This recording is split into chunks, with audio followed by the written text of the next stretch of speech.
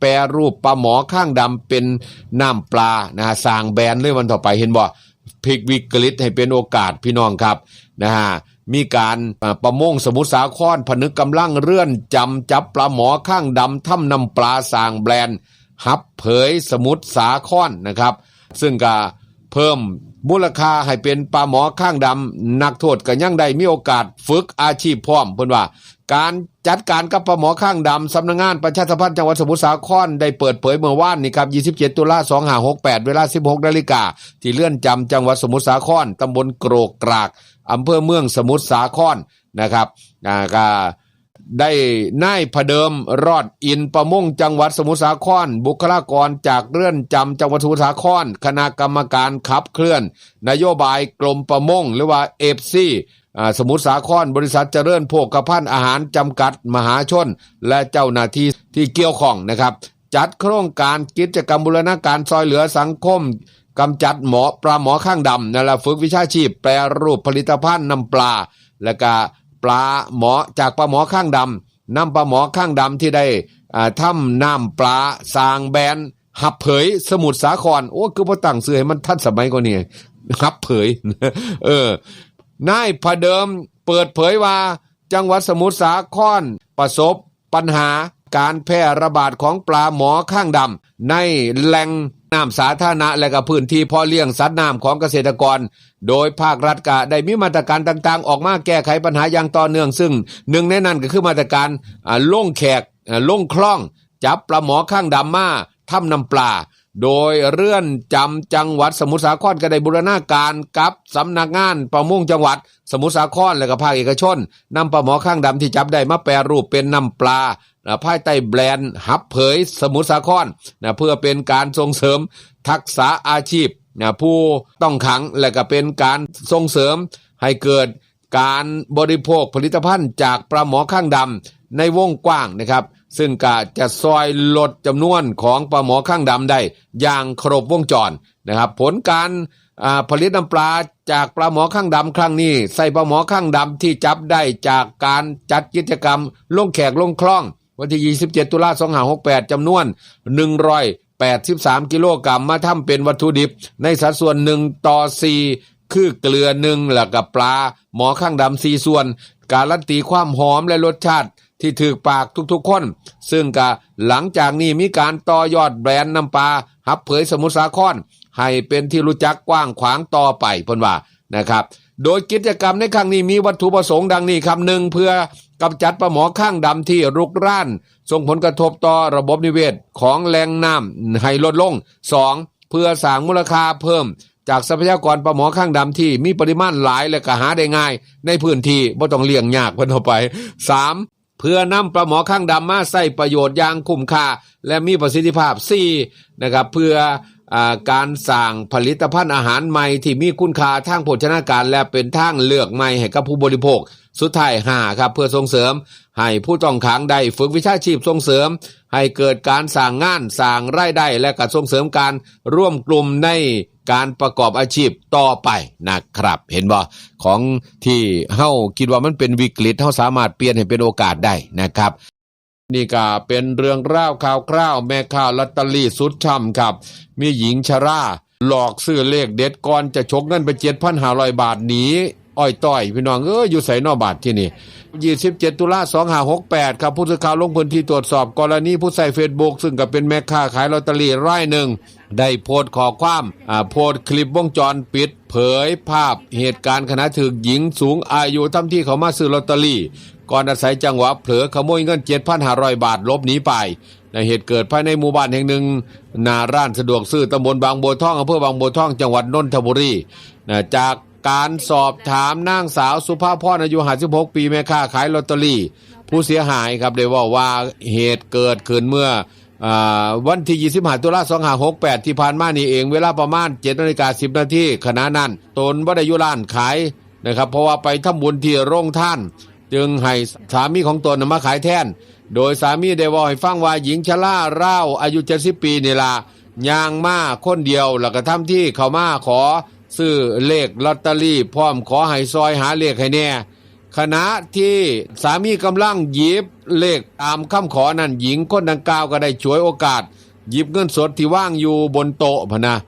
ข้างแผงไปจำนวน 7,500 บาทก่อนจะอ้างว่าบ่ถูกใจเลขแล้วก็ย่างออกจากร้านไปอย่างใจเย็นพะนะครับดังด้านนางสาวสุภพรได้กล่าวต่ออีกว่าตนและสามียืนยันบ่เคยเห็นหญิงคนนี้คนดังกล่าวมาก่อนแล้วก็อยากจะฝากบอกคนร้ายว่าอายุก็หลายแล้วดิ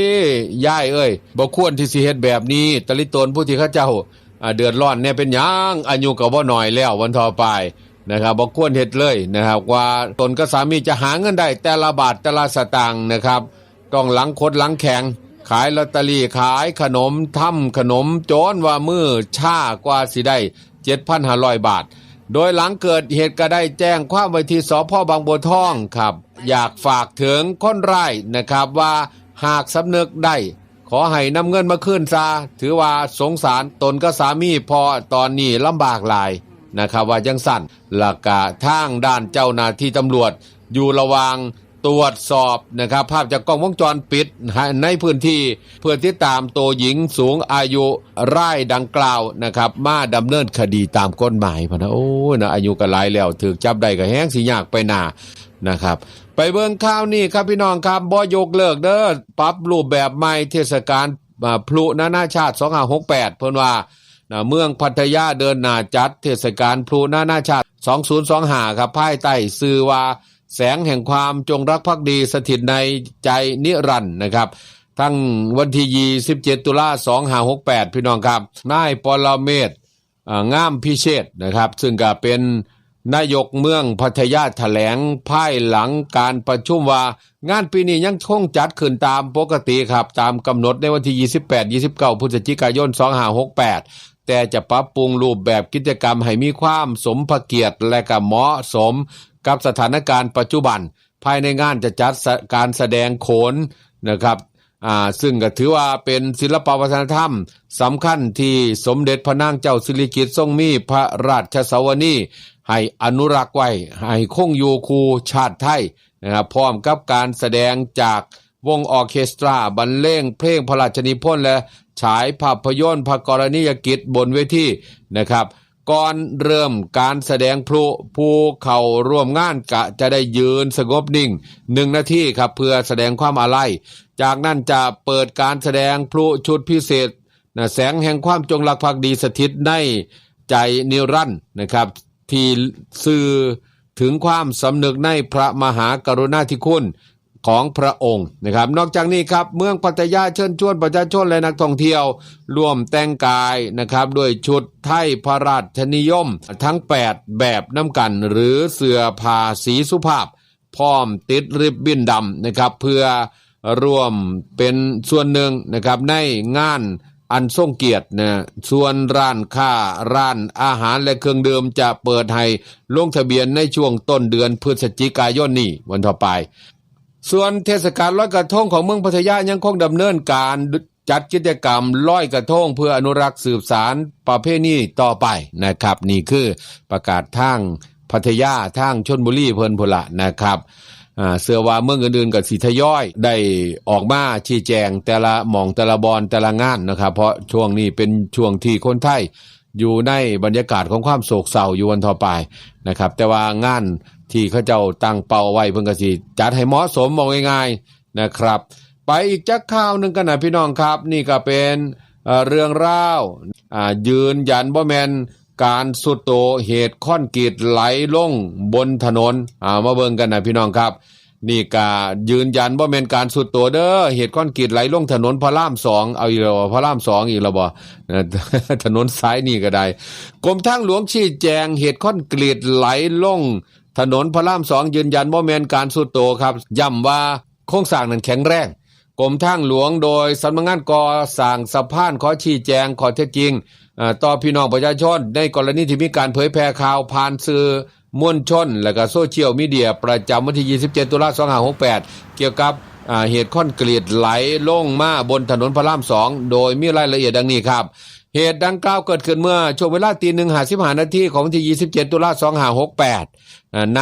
พื้นที่ก่อสร้างโครงการ ทางหลวงพิเศษหมายเลข82หรือว่า M82 ช่วงเอกชัยบ้านแพ้วนะครับบริเวณกมที่29+600บนถนนพระราม2ทางหลวงหมายเลข35บริเวณหน้าตลาดทะเลไทยในทิศทางเข้าด้านขาเข้ากรุงเทพมหานครซึ่งอยู่ภายใต้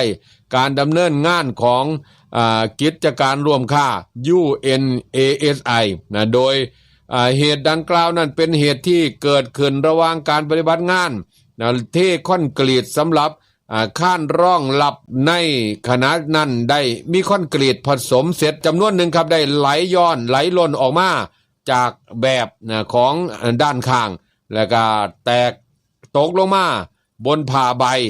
กันวัสดุล่วงล้นแล้วก็ไหลลงไปสู่ถนนทางคูขนานด้านล่างส่งผลให้ช่องทางจราจรถูกกีดขวางชั่วคราวจำนวน1ช่องจราจรโดยทันทีที่เกิดเหตุกับบริษัทผู้รับเหมาก่อสร้างเจ้าหน้าที่กรมทางหลวงโดยแขวงทางหลวงสมุทรสาครและก็สำนักงานก่อสร้างสะพานได้ระดมกำลังเจ้าหน้าที่นะครับและก็เครื่องจักรเข้าทำการทำความสะอาดบนพื้นที่ในทันทีและก็สามารถเปิดการใช้รถใช้ถนนนะครับให้กลับมาสัญจรได้ตามปกติภายในเวลาประมาณแค่30นาทีเท่านั้นบ่มีรายงานทรัพย์สินเสียหายนะครับโดยเฉพาะทรัพย์สินของประชาชนคนใช้เส้นทางบ่มีรายงานว่าเสียหายหรือมีผู้ใดได้รับบาดเจ็บหรือเสียชีวิตกรมทางหลวงขออภัยในความบ่สะดวกครับที่เกิดขึ้นเพิ่นว่านะครับแล้วก็ขอเรียนยืนยันว่าเหตุการณ์ดังกล่าวเป็นเหตุการณ์ที่เกิดขึ้นในขั้นตอนของการทำงานบ่ได้เกิดจากปัญหาความแข็งแรงหรือว่าการสุดโต่งของโครงสร้างยกระดับนะครับแต่อย่างใดนะครับแล้วก็เพื่อเป็นการป้องกันเหตุซ้ำกรมทางหลวงก็ได้สั่งการและก็กำชับไปยังบริษัทรับเหมาก่อสร้างผู้รับจ้างให้เพิ่มความระมัดระวังขึ้นจักหน่อยเข้มงวดขึ้นจักหน่อยนะครับแล้วก็รอบคอบในการปฏิบัติงานทุกขั้นตอน